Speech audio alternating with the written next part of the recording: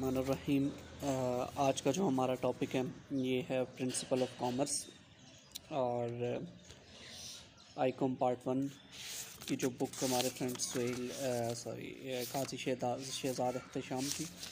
इसमें जो आज का जो हमारा क्वेश्चन है, ये बुक पेज नंबर 39, अगर आप इस बुक का ओपन करें तो यहाँ पर इम्पोर्टेंस, एडवांटेजेस या बेनिफिट्स ऑफ कॉमर्स के क्या बेनिफिट्स हैं, क्या एडवांटेजेस हैं, ठीक है, क्या जो हैं कॉमर्स के मेरिट्स हैं, ठीक है, तो वो आज हम डिस्कस करेंगे, जो बड़ा इंपॉर्टेंट क्वेश्चन है कि एग्ज़ाम के पॉइंट ऑफ व्यू से।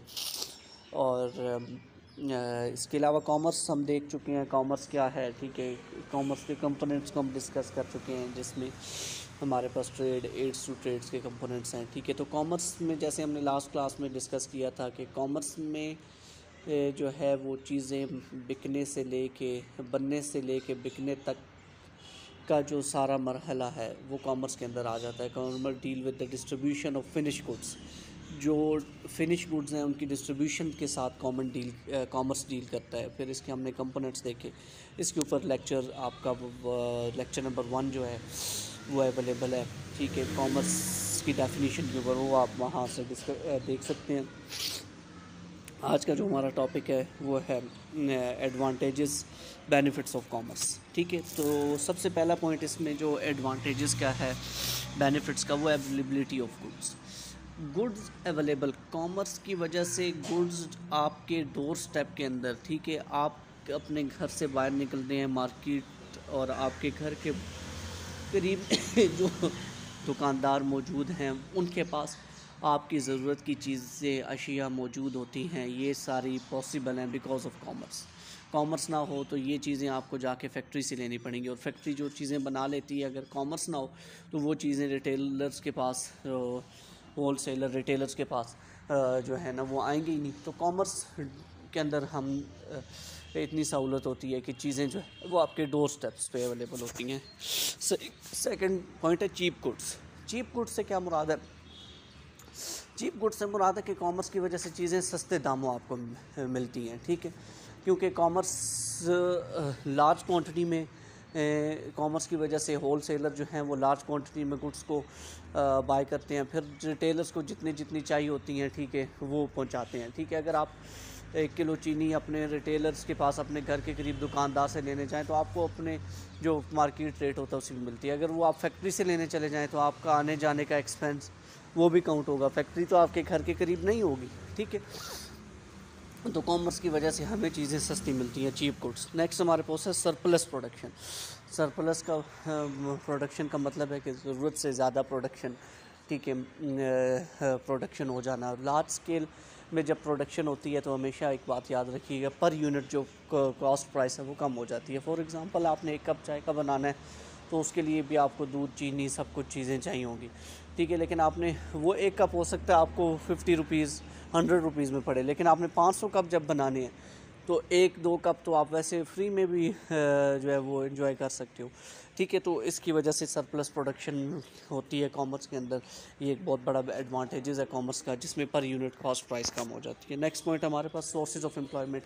ये एक बहुत बड़ा एडवांटेजेस है कॉमर्स का कि लोगों को रोज़गार मिलता है। लोग कॉमर्स की वजह से जो है कारोबार में आते हैं, ठीक है, उनकी लोगों को नौकरियां मिलती हैं, लोग किसी न किसी एक्टिविटी में, लीगल काम में इन्वॉल्व हो जाते हैं, ठीक है, जिसकी वजह से बेरोज़गारी का ख़ात्मा होता है। तो ये एक बहुत बड़ा एडवांटेजेस है कॉमर्स का। नेक्स्ट हमारे पास पॉइंट है expansion in business.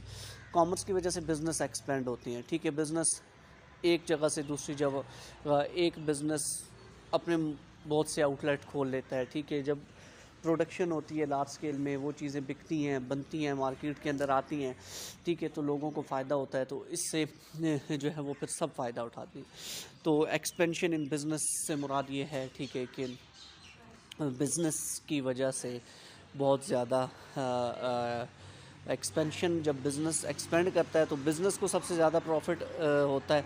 Sales business की इंक्रीज़ होती हैं, सेल्स इंक्रीज़ होती हैं, बिज़नेस को प्रॉफिट ज़्यादा होता है। तो ये सारी जो है ना वो कॉमर्स की वजह से बिज़नेस को हेल्पफुल होती है कि वो अपनी सेल्स को प्रमोट करें। नेक्स्ट पॉइंट हमारे पास प्राइस स्टेबिलिटी। कॉमर्स की वजह से प्राइस की कीमतें जो हैं वो स्टेबल रहती हैं।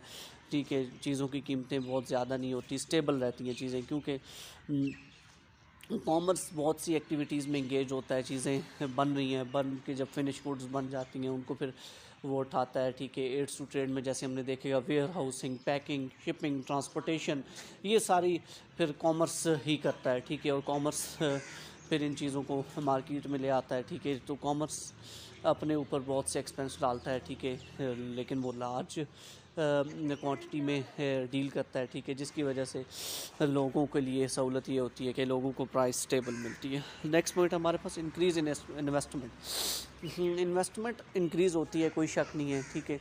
जब बिज़नेस एक्सपेंड होता है तो बिज़नेस एक जगह से बिज़नेस दूसरी जगह, एक बिज़नेस मुख्तलिफ़ जगहों पे जो है वो बिज़नेस करता है, आउटलेट खोलता है, ठीक है। और प्रोडक्शन ज़्यादा होती है, इकोनॉमिक डेवलपमेंट भी होती है, ठीक है।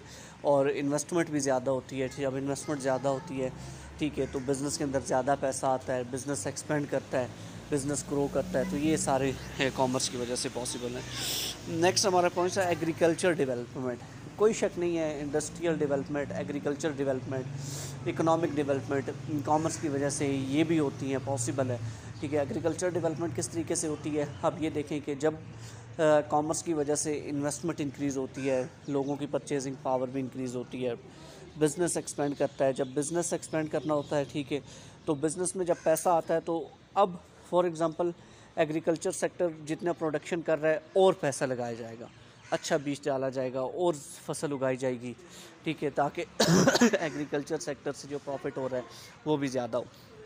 तो एग्रीकल्चर सेक्टर को भी जो है ना वो उसमें भी इन्वेस्टमेंट ज़्यादा होती है, उसमें भी पैसा ज़्यादा होता है, जिसकी वजह से एग्रीकल्चर सेक्टर का बिज़नेस भी ग्रो करता है।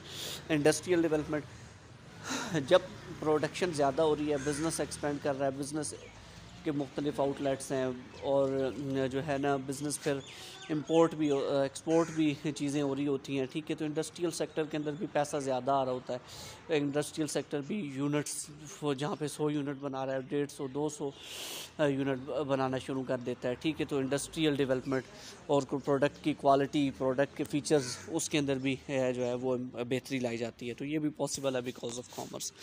Next, increase in national income. कोई शक नहीं है कि increase in national income, economic development होती है, ठीक है। जब मुल्क के अंदर बिज़नेस ग्रो करता है, ठीक है, तो बिज़नेस जब ग्रो करता है तो हुकूमत को टैक्स मिलता है, हुकूमत double taxation. Industrial sector, industrial sector से भी जो है वो एग्रीकल्चर इनकम तो एग्जाम्प्ट है रही है टैक्स के लिए। इंडस्ट्रियल सेक्टर से भी जो चीज़ें बन रही हैं वो उनके ऊपर भी टैक्स हुकूमत को मिलता है, ठीक है। और वो चीज़ें जब बिकती हैं हुकूमती ख़जाने में भी ज़्यादती होती है, पैसा आता है, ठीक है। और फिर वो चीज़ें जब हम ख़रीद रहे होते हैं मार्केट से, हम भी उसके ऊपर टैक्स पे कर रहे होते हैं, जनरल सेल टैक्स, जो कि 17% है, ठीक है। 16-17% हम भी पे कर रहे होते हैं उसके ऊपर। और हुकूमत के पास फिर पैसा आ रहा होता है, ठीक है, मुल्क की इकॉनमी ग्रो कर रही होती है। नेक्स्ट हमारे पास है better living standard. Living standard, लोगों के पास जब पैसा आता है, ठीक है, बिज़नेस ग्रो करता है, लोगों को रोज़गार मिलता है, ठीक है, लोगों के पास जब जेब के अंदर पैसा होता है, ठीक है, तो बेटर लिविंग स्टैंडर्ड होता है, ठीक है। लोग अच्छे कपड़े, अच्छे जूते, अच्छी चीज़ें पहनते हैं, ठीक है। तो ये बिकॉज ऑफ पॉसिबल है कॉमर्स की। नेक्स्ट पॉइंट हमारे पास कंज्यूमर नॉलेज।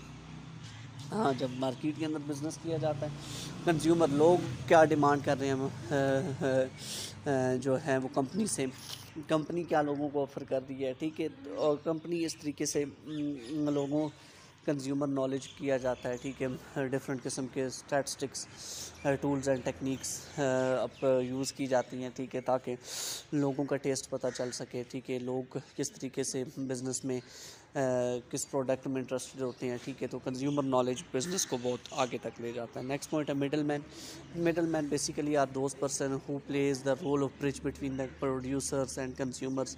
इन दोनों प्रोड्यूसर्स और कंज्यूमर के दरमियान जो एक ब्रिज का रोल प्ले किया जाता है, ठीक है। ये बिकॉज ऑफ पॉसिबल है मिडल मैन एक समझने के दरमियान वाला आदमी होता है। इस साइड पे उसके एक साइड पे प्रोड्यूसर्स होते हैं, एक साइड पे कंज्यूमर्स होते हैं। अब वो प्रोड्यूसर से चीज़ें लेके कंज्यूमर तक पहुंचाता है ताकि कंज्यूमर उसको अल्टीमेटली कंज्यूम कर सके, ठीक है। और जब कंज्यूमर उनको कंज्यूम करते हैं तो वो आपका पर्सनल सेटिस्फेक्शन बनता है। तो मिडल मैन का ही सिर्फ ये रोल है कि वो प्रोड्यूसर से चीज़ें लेके कंज्यूमर तक पहुंचाए। नेक्स्ट पॉइंट है optimum uses of resources. Optimum use of resources से मुराद ये है कि रिसोर्सेज का ज़्यादा से ज़्यादा जो है वो यूज़ किया जाए। रिसोर्सेज का या ज़्यादा से ज़्यादा यूज़ करने से मुराद क्या है, ठीक है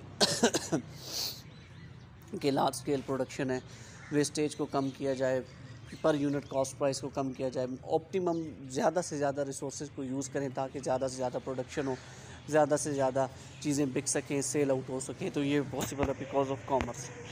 तो आज का जो हमारा टॉपिक था वो एडवांटेजेस ऑफ कॉमर्स, इसमें ये पॉइंट्स हमने डिस्कस किए हैं। इसके अलावा और भी बहुत से पॉइंट आप लोग इसमें मेंशन कर सकते हैं, ठीक है। और ये लेक्चर था हमारा एडवांटेजेस ऑफ कॉमर्स। एग्ज़ाम के पॉइंट ऑफ व्यू से इम्पोर्टेंट है कॉमर्स के एडवांटेजेस, बेनिफिट्स, मेरिट्स का क्वेश्चन कितनी दफ़ा पेपर में आ चुका है, फिर भी आ सकता है, और ये हमारे रिड्यूस सिलेबस में भी शामिल है। तो इस लेक्चर से रेलेवेंट जो क्वेश्चन हो तो वो भी आप डिस्कस कर सकते हैं। यूट्यूब चैनल और कॉलेज का जो ICB ऑफिशियल TV का पेज है वहाँ पर भी ये आपको लेक्चर अवेलेबल हैं।